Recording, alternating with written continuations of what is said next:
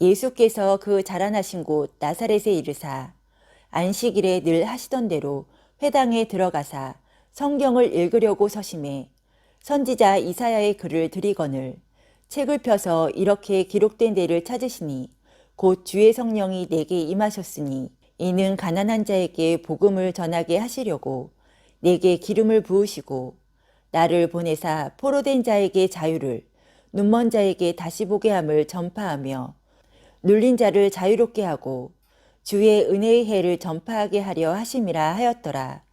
책을 덮어 그 맡은 자에게 주시고 앉으시니 회당에 있는 자들이 다 주목하여 보더라. 아멘. 오늘 본문은 예수님께서 자라나신 곳인 나사렛에서, 그 중에서 나사렛 회당에서 첫 번째 설교한 내용을 소개하고 있습니다.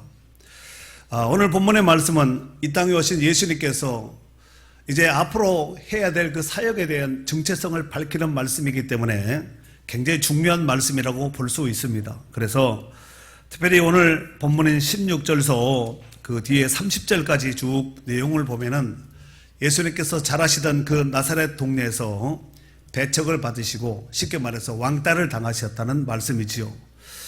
또한 오늘 본문의 말씀이 중요한 것은 예수님께서 성경을 읽으시는 그 기록된, 예수님께서 성경을 읽은 기록을 기록한 내용이 여기 한 구절 오늘 본문에 담겨져 있기 때문에 굉장히 중요한 말씀이라고 볼 수가 있고, 또 자라나시던 어린 시절 자랐던 그 동네에서, 동네 회당에서 첫 번째 설교를 하였기 때문에 그 중요성의 의의는 크다고 볼 수가 있겠습니다. 우리 한번 16절에 있는 말씀을 한번 다 같이 읽도록 하겠습니다. 16절에 예수께서 시작. 예수께서 그 자라나신 곳 나사렛에 이르사 안식일에 늘 하시던 대로 회당에 들어가사 성경을 읽으시려고 서심해. 그렇습니다. 예수님이 태어난 곳과 예수님이 자란 곳은 달라요. 맞죠? 예수님께서 태어난 곳은 베들레헴이라는 것이죠. 유다 지파 땅에 있는 베들레헴 지경에서 태어나셨고, 예수님께서 자라나신 곳은 어린 시절을, 유년시를 어디서 보내냐면은 나사렛이라고 하는 동네에서 이제 유년 시절을 보냈죠. 그래서 예수님의 별명은 나사렛 사람입니다. 그래서 우리가 기도할 때 그러지 않아요? 옛날 어르신들은 나사렛 예수 그리스도의 이름으로 기도하옵나이다 막 이러지 않습니까? 그래서 그 나사렛인데, 금방 읽었던 16절 내용을 여러분 눈으로 한번 보시면은 예수께서 그 자라나신 곳 나사렛에 이르사 안식일에 늘 하시던 대로, 그러니까 예수님은 안식일에 회당에서 늘 하시던 대로 회당 예배를 드렸다는 것을 알 수가 있습니다. 그 당시에 회당 예배의 순서는 약 한 6개의 큰 이제 순서로 이렇게 진행을 했습니다. 우리도 이제 예배 순서가 있지 않습니까? 이렇게 순서가 있듯이 회당 예배에도 순서가 있는데 약 한 6가지로 이렇게 나누어서 볼 수가 있습니다. 그 첫 번째 모임에 가장 먼저 한 것이 뭐냐면은 쉐마를 낭독했습니다. 쉐마. 이 쉐마는 신명기 6장 4절서 9절에 있는 그 말씀인데, 이를테면은 이스라엘아 들으라, 우리 하나님 여호와는 오직 유일한 여호와시니 너는 마음을 다하고 뜻을 다하고 힘을 다하여 내 하나님 여호와를 사랑하라. 오늘 내가 내게 명하는 이 말씀을 너는 마음에 새기고 내 자녀에게 부지런히 가르치며 집에 앉았을 때든지 길을 갈 때든지 누웠을 때든지 일어날 때든지 이 말씀을 강론할 것이며, 너는 또 그것을 내 손목에 매어 기호로 삼으며 내 미간에 붙여 표로 삼고 또 내 집 문설주와 바깥문에 기록할지니라 하면서, 쉐마의 오리지널 교육은 신명기 6장 4, 5절이지만 신명기 6장 4절서 9절까지 금방 제가 읽어드렸던 이것을 전체 회중이 이제 낭독을 했다는 것입니다. 그리고 두 번째로는 테필라라고 일컫는 중보기도를 했습니다. 다 같이 이제 중보기도 하는 거죠. 우리 대표기도 할 때 이분이 중보기도 하는 거거든요. 사실 중보자는 예수 그리스도 한 분입니다. 어떻게 본다면 우리의 기도는 간구라고 보면은 좋겠지요. 그 다음에 세 번째로는 모세오경을 7인 이상 윤독을 합니다. 우리는 아까 교독을 했지요. 교독은 저 한 절, 여러분 한 절. 이것을 교독이라고, 윤독은 돌아가면서 다 읽는 거야. 이렇게 제가 읽고 이렇게 쭉 돌아가면서 다 읽는 것을 윤독이라고 합니다. 그리고 네 번째로는 선지서를 낭독했습니다. 선지서. 다섯 번째는 해당장이 설교를 했습니다. 마지막 여섯 번째로는 제사장의 축복 기도와 혹은 제사장이 없을 경우에는 폐 기도로 대체했습니다. 예를 들어서 이제 일반 교회에서 목사가 없으면은 전도사님이나 강도사님이 계시면은 이제 주기도문으로 마쳤다는 얘기입니다. 그렇게 이해하시면 좋을 듯 싶습니다. 그래서 이와 같은 순서로 회당 예배를 드리곤 했습니다. 자, 그리고 17절 말씀해 보니까 오늘 본문 17절이에요. 선지자 이사야의 글을 드리거늘 책을 펴서 이렇게 기록된 데를 찾으시니 곧 이렇게 말씀하고 있습니다. 그러니까 안식일 날 나사렛 동네에 오셔서 회당에 들어가셨습니다. 그리고 그곳에 이제 들어갔을 때에 여기 성경을 읽으려고 서셨다 그랬죠. 16절 하반절. 그랬더니 17절 선지자 이사야의 글을 드리거늘 책을 펴서 이렇게 기록된 데를 찾으시니 곧 이렇게 말씀하고 있습니다. 이게 굉장히 중요해요. 선지자 이사야의 글을 드렸다는 거예요. 여러분 옛날 예신 당시의 성경은 이런 성경이 아니죠. 두루마리 성경입니다. 그러니까 하나는 풀고 하나는 감고 이렇게 감을 때는 이렇게 이렇게 아시겠죠? 두루마리 성경. 그리고 예수님 당시의 모든 성경은 구약 성경입니다. 구약 성경은 오른쪽에서 왼쪽으로 우리 옛날 성경 있지요. 옛날 이 세로 성경은 오른쪽에서 왼쪽으로 읽잖아요. 지금 가로 성경은 왼쪽에서 오른쪽으로 읽지 않습니까? 그래서 하나는 풀고 하나는 감으면서 이렇게 이제 읽는 거죠. 읽는데 중요한 것은 이사야서를 드렸다 그랬죠. 그러니까 두루마리 이사야서 성경을 드린 거예요. 그 이사야서는 여러분 총 66장으로 되어 있습니다. 그러니까 두루마리가 크겠지요. 뭐 어느 정도 부피가 나오지 않겠습니까?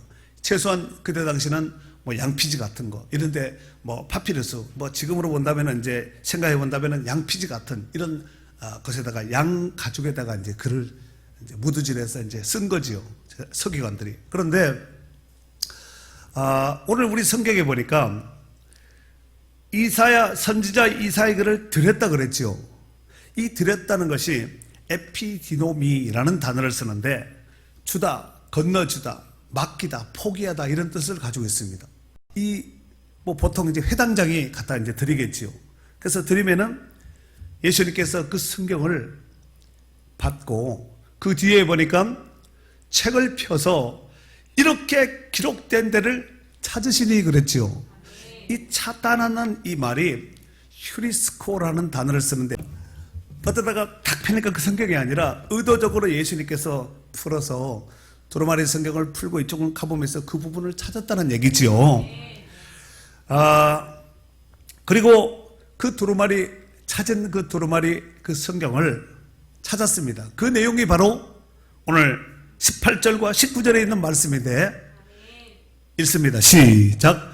주의 성령이 내게 임하셨으니 이는 가난한 자에게 복음을 전하게 하시려고 내게 기름을 부으시고 나를 보내사 포로된 자에게 자유를 눈먼 자에게 다시 보게 함을 전파하며 눌린 자를 자유롭게 하고 주의 은혜의 해를 전파하게 하려 하심이라 하였더라 그랬습니다.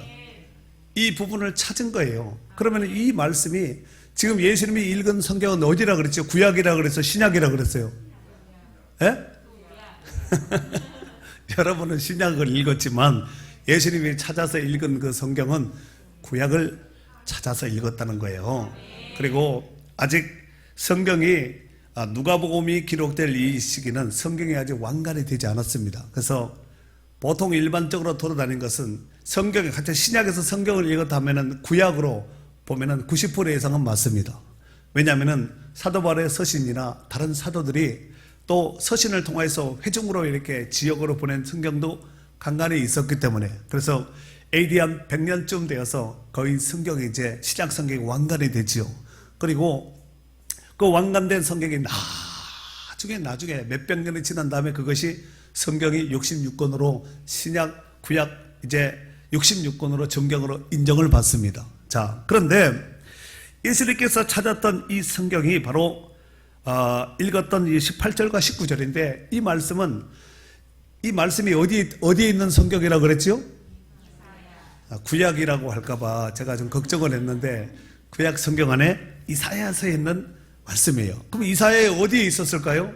이사야 61장 1절 2절에 있는 말씀. 그러니까 이사야 두루마리 책 가운데서 61장 1절 2절을 읽었다는 얘기예요. 여러분은 오늘 18절 19절을 읽었듯이 예수님은 구약 성경 이사야의 61장 1절 2절을 읽었다는 거예요.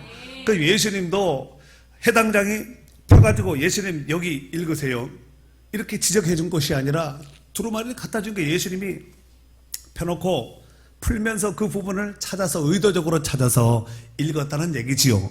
그럼 우리도 한번 찾아봐야 되겠지요. 자, 찾았으면 아멘 해보세요. 자, 천천히 한번 읽겠습니다. 시작.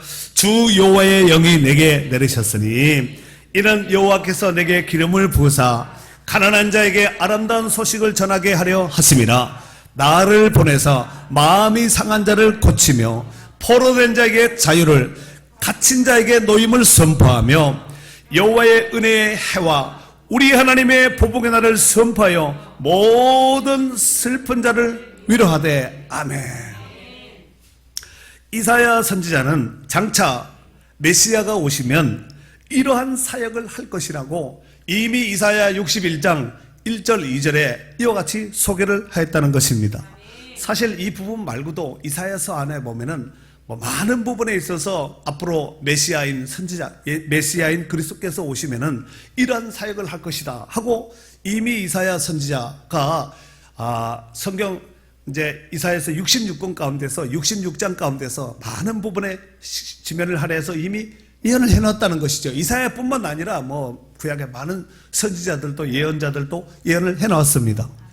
그렇다면은 메시아로 오신 예수 그리스도의 입장에선 이사야가 예언한 말씀하신 그 예언의 말씀 그대로 사역하시게 됨을 알리는 경종과 같은 말씀이라고 볼 수가 있습니다.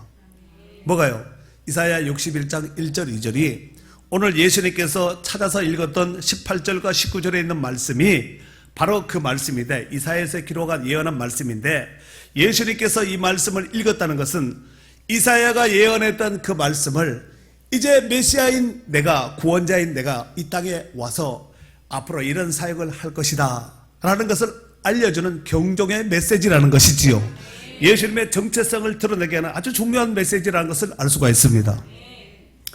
일찍이 이사야 선지자는 이사야 선지자를 통하여서 이미 오늘 본문을 예언했고 또 그뿐만 아니라 메시아가 어떤 모습으로 올지 그리고 그가 오시면 무슨 사역을 할지 이사야서에 이미 기록을 하고 있는데 그 가운데서 두 부분을 보면은 이사야 7장 14절에 보면은 예수님은 처녀의 몸에서 태어날 즉 동정녀의 몸에서 태어날 것을 이미 이사야 선지자는 예언을 했습니다. 예수님이 오시기 전 700년 전에 활동을 했던 이사야 선지자는 이미 예언을 했다는 것입니다. 이를테면 그러므로 주께서 친히 징조를 너희에게 주실 것이라. 보라 처녀가 잉태하여 아들을 낳을 것이요 그의 이름을 임마누엘이라 하리라 그랬습니다.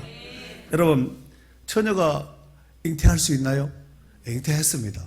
세상 사람들이 뭐라 할지라도 과학은 유전학에서는 뭐라고 한다 할지라도 하나님 말씀은 혼이라도 실수가 없고 오류가 없는 살아계신 하나님의 말씀인 줄로 믿습니다. 하나님이 실수하지 않습니다. 하나님이 오류가 없습니다.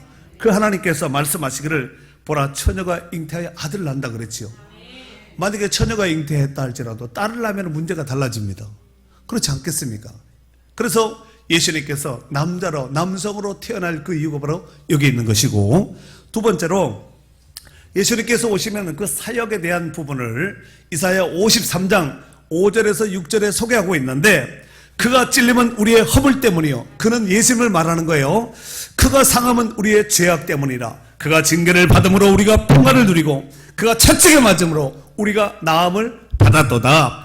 우리는 다 양 같아서 그릇 행하여 각기 제 길로 갔거늘 여호와께서는 우리 모두의 죄악을 그에게 예수님께 담당시키셨도다 하고 이미 예수님이 오시기 전에 이사야 선지자가 구원자 되시는 메시아 되시는 그리스도께서 이 땅에 오시면 무슨 사역을 하게 될지에 대해서 이미 앞에서 예언을 했다는 것이에요.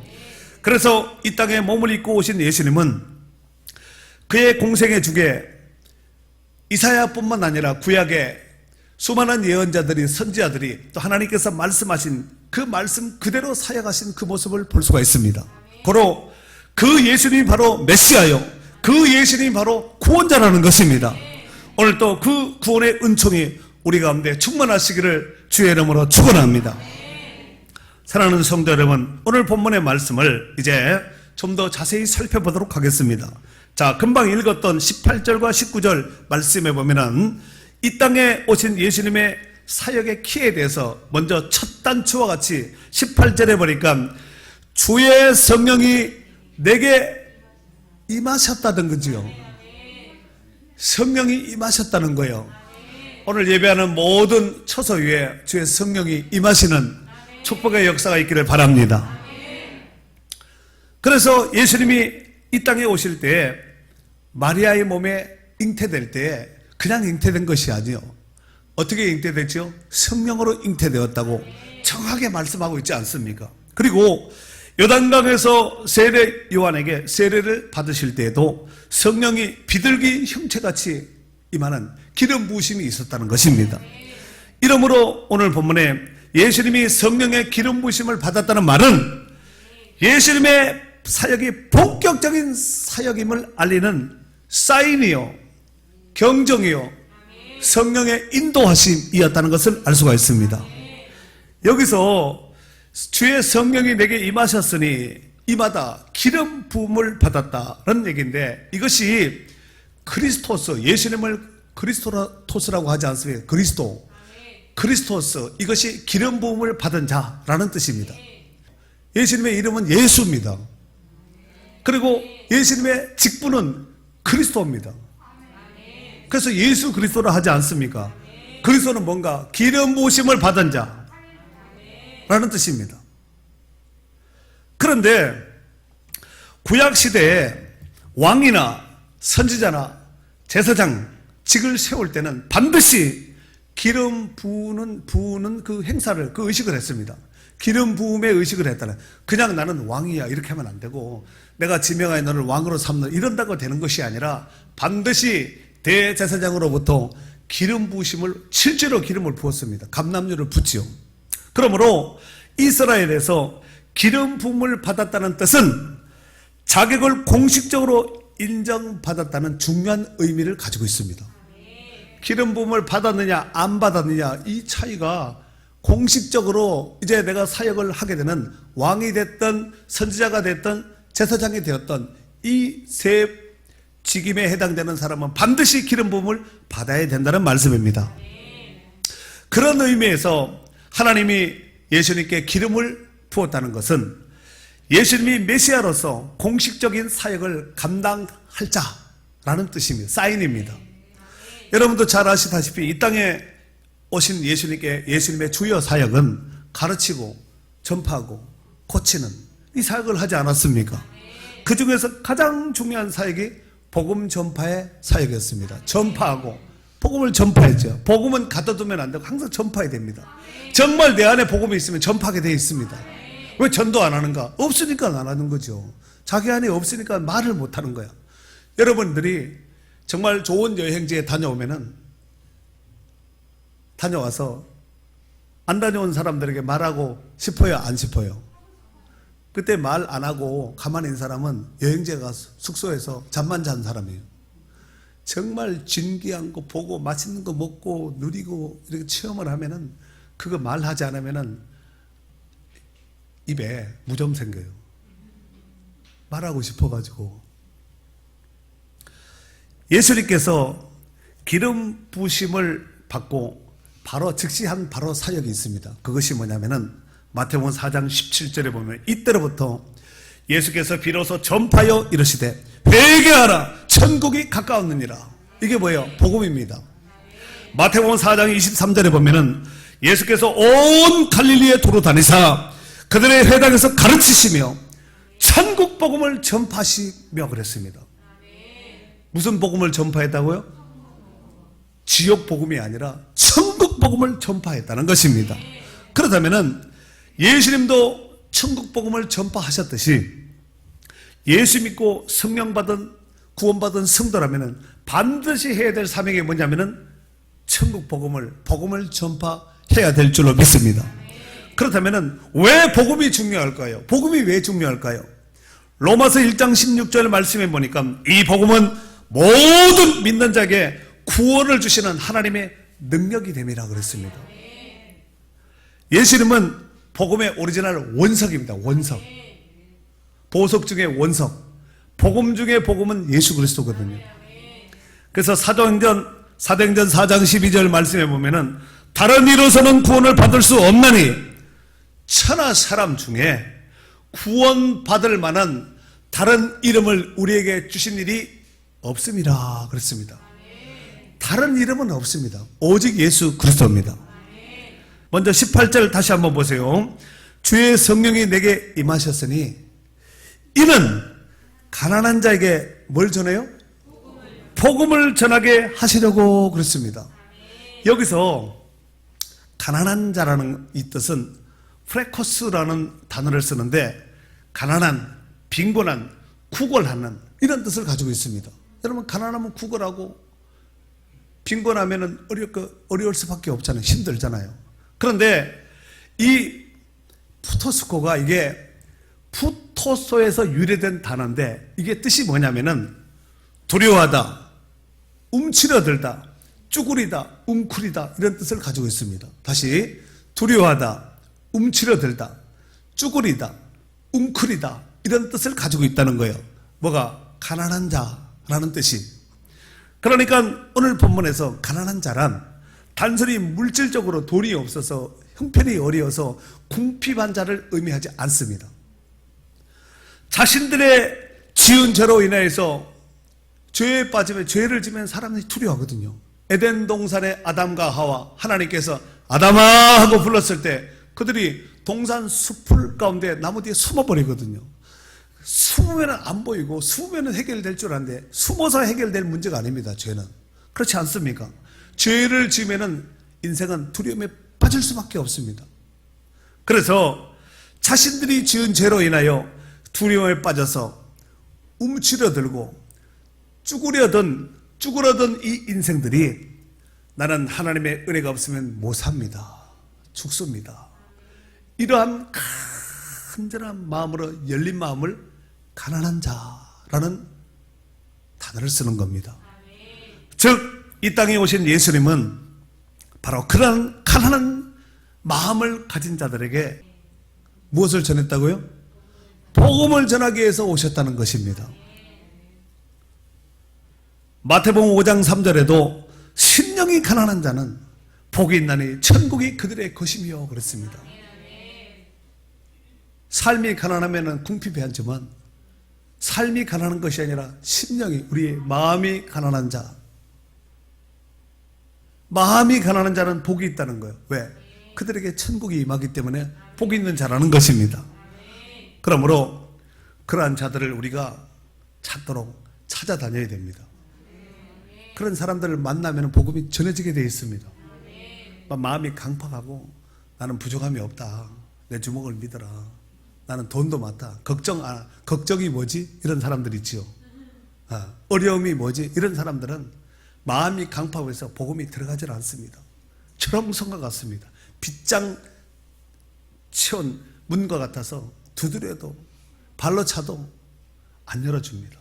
그러나 이런저런 어려운 형편 가운데 마음이 가난한 사람이 있습니다. 사람이 언제 마음이 가난해지냐면은 자기가 해볼 것을 다 해보고 안 되면은 뭐지? 이러다가 허물어지기 시작하거든요. 결국은 하나님의 절대적인 도움이 없으면은 인생은 아무것도 아니구나. 이게 깨달아지는 자가 마음이 가난한 자입니다. 심령이 가난한 자입니다. 그런 자들에게 복음을 전하면은 쩍쩍 스펀지가 물 흡입하듯이 그렇게 빨아들게 되어 있습니다. 그 은혜가 우리 가운데 있었듯이 또 우리를 통해서 그 복음이 전파되게 해서 그런 자들을 찾아야 돼요. 이마에다가 나는 마음이 가난한 자 이렇게 써가지고 다니지 않습니다. 그와 말해보고 그의 삶을 보며 때로는 말도 해서 직접 물어보기도 해야 되겠지만 눈치코치가 있어서 살펴보면서 상황을 지켜보면서 자세히 보면 보이거든요. 그냥 보면은 안 보이는 것도 자세히 보면은 보입니다. 바로 그런 자들이 심령이 가난한 자거든요. 예수님은 그런 자들에게 하나님의 절대적인 도우심이 그 은혜가 없으면 못 살아요. 이런 사람에게 복음을 전하기 위해서 오셨다는 것입니다. 그 다음에 그 뒤에 보니까 내게 기름을 부으시고 나를 보내사 포로된 자 나오죠. 포로된 자.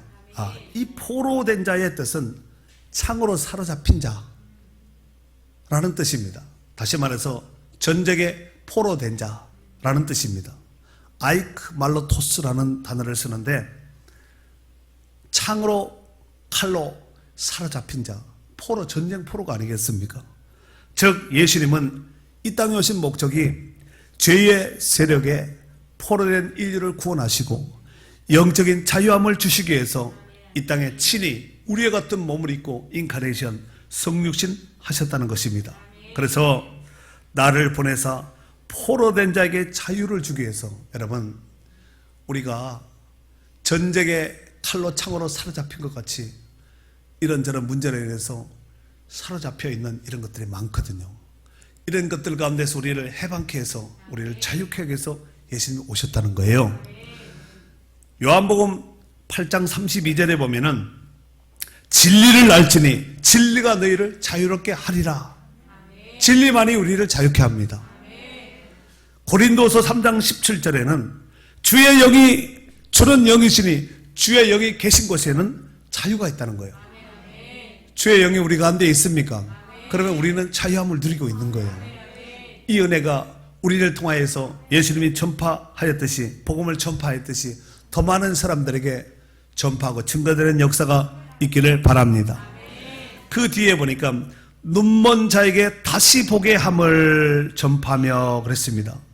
눈먼 자에게 다시 보게 한다. 원래 봤는데 다시 보게 한다는 뜻이 뭐예요? 원래 봤는데 못 보고 있는 자, 그에게 다시 볼 수 있는 그 은혜를 입히기 위해서 이 땅에 오셨다는 거예요. 맞습니까? 원래 봐야 돼요. 하나님이 누군지를 봐야 되고 알아야 되거든요. 에덴 동산의 아담과 하와가 범죄하기 전에는 하나님과의 관계, 하나님이 누군지를 알았습니다. 그런데 범죄한 이후에 타락한 인생들이 하나님이 누군지에 대해서 몰라요. 생각도 없습니다. 안중에도 없습니다. 그래서 우상을 만드는 거예요. 자기 신을 만드는 거예요. 자기 생각이 신이 되는 사람도 있습니다. 자기가 옳다고 판단되는 이것을 신으로 삼는 사람이 있다니까요. 자기 신념을 또 깎고 빚고 그리고 만들어 놓고 이렇게 신을 만드는 거예요. 갖다가 또 비는 거야. 신이라는 거예요. 여러분이 정말 이성을 가지고 있는 정상적인 사고력을 가지고 있는 사람이라면 여러분 생각을 해보세요. 사람이 만들어 놓은 것이 어떻게 신이 되겠어요? 이 갖다 놓고 이렇게 하면 얘가 신이 되나요? 근데 사람들은 그렇게 합니다. 집을 건축하고 차를 사고 회사에 입주하고 개업할 때 그렇게 하는 사람들이 있지 않아요? 못 봤어요?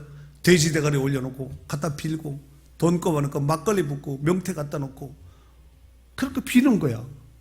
누구한테 비는 거예요? 돼지한테 비는 것도 아니고, 그잖아요. 막걸리한테 비는 것도 아니고, 명태 갖다 실한테 비는 것도, 실한테 비는 건가요? 실한테 비면 실신하게 되겠습니다. 명태한테 북어 바짝 말라서 그거 정상적으로 못 먹고 막 두들겨 펴가지고 먹지 않아요? 정상적으로 먹지도 못하는 큰 북어 대가리에 갖다 비는 거예요. 갖다 걸어놓고. 어떤 사람은 차에다 놓고, 어떤 사람은 사업장 입구에다가, 어떤 사람은 가정의 입구에다 그렇게 한 사람도 있습니다. 다니다 보면 그런 집 있지 않아요? 부적 갖다 붙여놓고. 다시 봐야 됩니다. 다시 보게 하는 것은 오직 예수님밖에 없습니다. 아멘. 이 눈먼 자, 티플로스라는 단어를 쓰는데 연기로 둘러싸이다, 흐리거나 어둡게 다니다. 여러분, 저 입구에다가 왜 저 비상등 저거 해놨을까요? 그냥은 다 보여요. 어디 다 보이지만 불이 나서 잠깐 시커먼 안개가 끼면은 안 보이게 눈뜬 당달 봉사가 안 보인다래. 만져도 더듬어서 이렇게 평상시에 그에 보이는 것도 만져도 감각을 평상시에 다니는데도 눈 감고 이렇게 가려놓고 하면은 뭔지 이게 지금 앞인지 뒤인지 좌인지 우인지 분별이 안 된다는 거예요. 이것이 바로 눈먼자입니다. 큰 눈먼자를 다시 보게 하기 위해서 예수님께서 이 땅에 오셨다는 거예요. 정말 죄악으로 인해서 무엇이 선이고 무엇이 악인지 분별력이 없이 살아가는 비참한 인생들에게 다시 볼 수 있도록 하기 위해서 우리 주 예수 그리스도께서 오신 줄로 믿습니다. 그리고 그 뒤에 보니까 눌린 자를 자유롭게 하고 그랬지요. 이 눌린 자는 드라우라는 단어를 쓰는데 깨트리다, 산산이 부수다, 강타하다, 때리다 이런 뜻을 가지고 있습니다. 그러니까 예수님께서 이 땅에 오신 그 목적이 눌린 자를 자유롭게 하기 위해서 오셨다 그랬죠. 죄의 강타로 치명타를 입고 산산이 깨어진 인생들, 또 깨뜨려진 자들, 눌린 자들, 또 산산이 부서진 자들을 회복하고 그들에게 자유함을 주시기 위해서 예수님께서 오셨다는 사실입니다. 아멘이지요. 마지막으로 19절에 보니까 19절 주의 은혜의 해를 전파하게 하려 하심이라 하였더라 그랬습니다. 무엇을 전파해요? 주의 은혜의 해. 이 주의 은혜의 해라는 이 단어가 희년 알죠? 안식년이 7번이면은 49년이에요. 그 다음에 50년을 희년이라고 부릅니다. 이 희년이라는 이 말의 뜻이 수양의 뿔의 해라는 뜻입니다. 수양뿔의 해, 수양뿔 있잖아요. 그래서 이스라엘의 희년은 안식년 주기 7은 완전수거든요. 이 7에 7이 7번, 그러니까 7, 7에 49 하면은 49년이에요. 49년 그 다음 50년째는 희년이라고 부릅니다. 이 희년이 되면은 제사장들이 이스라엘 온 땅 저녁에 수양의 뿔을, 나팔을 이제 부는 거야. 나팔을 불어서 희년이 되었음을 알리는 거예요.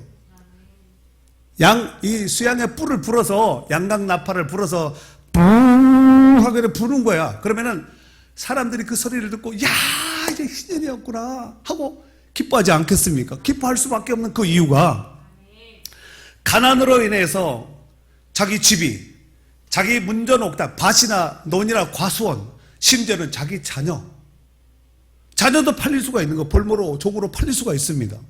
이렇게 팔렸던 모든 것들이 다시 원주인에게 돌아오는 거예요. 기뻐요, 안 기뻐요? 그쪽 사람이 일이니까 남의 강 건너 불구경하듯이 뭐 기쁘겠지 이러지 말고 내일처럼 여러분들이 희년을 제가 말할 때 하나님께서 영적으로 내게 희년의 메시지를 주시고 내게도 이런 은혜를 주시옵소서 이런 마음으로 들어야 되겠지요. 그리고 종으로 팔려갔던 모든 자들이 희년이 되면 돌아오는 거예요. 그러니까 이스라엘 백성들에게 있어서 이 수양의 양각 나팔 소리는 구원의 소리, 기쁨의 소리예요. 얼마나 좋겠어요. 그러지 않겠습니까? 그러한 의미에서 희년은 종말론적으로 보면은 여러분 우리가 요한계시록에 보면은 이 나팔 대접 재앙이 있잖아요. 나팔 재앙이 있지 않습니까? 나팔 하고 이제 부는 거야. 이 마지막 나팔 소리에 우리가 다 틀림을 받는 거거든요. 그래요, 안 그래요?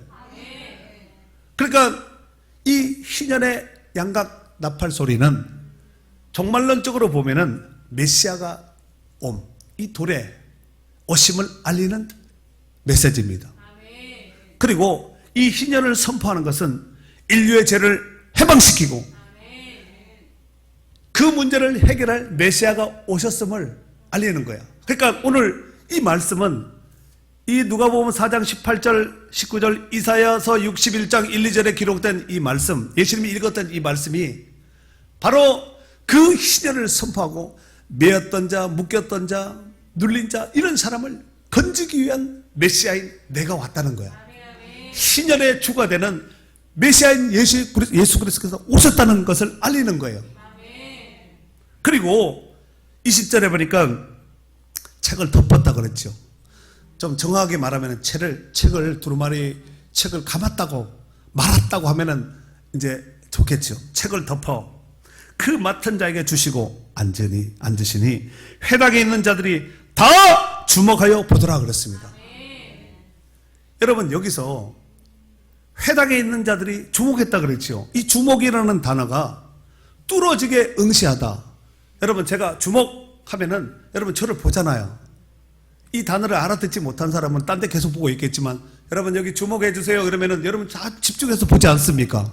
그런데 이 주목이라는 이 단어가 미완료 시제가 미완료예요. 그러니까 회당에 있는 자들이 예수님께서 두루마리 성경을 감고 앉으셨을 때 그들이 다 주목해서 봤다 그랬죠. 근데 이게 시제가 미완료니까 회당에 있는 자들이 기분 나쁘게 계속해서 뚫어지게 응시해서 봤다는 거예요. 그러니까 예수님이 섰을 때도 보고 이렇게 앉았을 때 계속해서 어떻게 본다면 뚫어지게를 안 좋게 말하면 째려봤다가 이렇게 하면 좋을 것 같아요. 그런 자들이 22절과 29절 그 아래 말씀을 쭉 연이어서 보면은 비앙거리기도 하고 심지어 29절에 보면은 낭떠러지로 끌고 가서 데리고 간 것이 아니라 어떻게 갔어요? 끌고 가서 낭떠러지를 왜 끌고 갔을까요? 밀쳐서 확 밀어서 절벽에 떨어져 죽게 하려고. 기분 나쁘다는 거죠. 예수님이 메시아, 내가 메시아다, 내가 구원자다, 지금 이 말을 회당에서 유대인 앞에서 선포한 것이거든요. 근데 유대인들은 알고 있거든요. 그래서 뭐라 그러냐면 여기 22절에 보면은 그들이 다 그를 증언하고 그 입으로 나오는 바 은혜로운 말을 놀랍게 여겨 이르되 이 사람이 요셉의 아들이 아니냐. 요셉 하면 모르는 사람이 없겠지요. 요셉의 아들 목수의 아들 예수가 아니냐. 저거 예수 아니야? 요셉의 아들 이렇게 했다는 거죠. 아니 어떻게 요셉의 아들이 저런 말을 하고 할까? 유대인들의 입장에서는 기분 나쁜 거예요. 왜냐하면 그들이 알고 있는 메시아 구원자는 그렇게 오면 안 되거든요. 그렇게 하면 왕으로 오시고 그들을 해방시키기 위해서 오실 메시아인데 목수의 아들이 어떻게 메시아가 되냐. 말도 되지 않는다. 이 이야기를 이사야 선지자는 이렇게 예언했습니다. 이사야 53장 3절에 보면은 그는 멸시를 받아 사람들에게 버림받았으며 간고를 많이 겪었으며 질고를 아는 자라. 마치 사람들에게 그에게서 얼굴을 가리는 것 같이 멸시를 당하였고 우리도 그를 귀히 여기지 아니하였도다.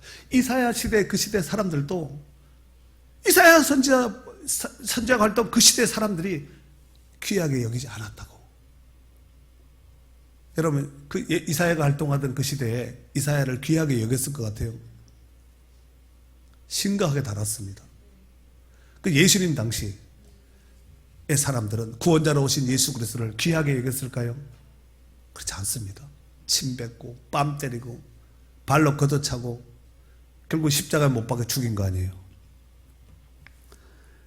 이 사건을 요한복음 1장 9절에서 11절에는 사도 요한은 이렇게 소개했습니다. 참빛 곧 세상에 와서 각 사람에게 비치는 빛이 있었나니 그가 세상에 계셨으면, 그런 예수를 말하는 거예요. 세상은 그런 말미암아 지은 바 되었으되 세상이 그를 알지 못하였고 자기 땅에 오매 자기 백성이 영접하지 아니했다는 거예요. 멸시천대 왕따를 시킨 거지요. 사랑하는 성도 여러분, 구약 이사야 시대나 예수님 당시에나 생명의 구주로 오신 메시아인 예수 그리스도는 안중에도 두지 않았습니다. 그것도 스스로 자기네들 스스로가 선민이라고 일컫는 유대인들이 그것도 안식일에 회당에서 이런 모습을 표명한 것은 참으로 비극 중에 비극이 아닐 수가 없습니다. 복음의 원석인 오리지널 구원자이신 예수님이 그들 눈앞에 있는데도 목수의 아들로만 본 거예요. 그렇다면 오늘날 우리는 어떤 것 같습니까? 우리는 유대인들의 관점, 그들의 관점으로 볼 때 우리는 구원과도 상관이 없는 자들입니다. 지옥의 땔감들이에요. 그들이 보기에는 손톱 밑에 때만치도 못 여기는 이런 자들이었습니다. 우리는 그들이 봤을 때 이방인이잖아요. 하지만 하나님의 은혜로 예수를 그리스도라고 고백하는 하나님의 자녀가 되었고 거룩한 하나님의 백성이 된 줄로 믿습니다. 이것이야말로 하나님의 은혜의 극치가 아닌가 생각해 봅니다. 이제 며칠 안 있으면은 성탄절을 맞이합니다. 우리가 구원받은 성도로서 성탄절을 맞이하고 있는 또 성탄절을 즈음을 보내고 있는 이 시점에 세상적인 관점으로 성탄절을 맞이하고 보내면 안 되잖아요. 우리에게 오늘 본문의 말씀을 이루어 주시고 은혜의 해를 허락하신 우리 주님께 다시 한번 감사하며 영광 돌릴 수 있는 기회가 되어야 될 줄로 믿습니다.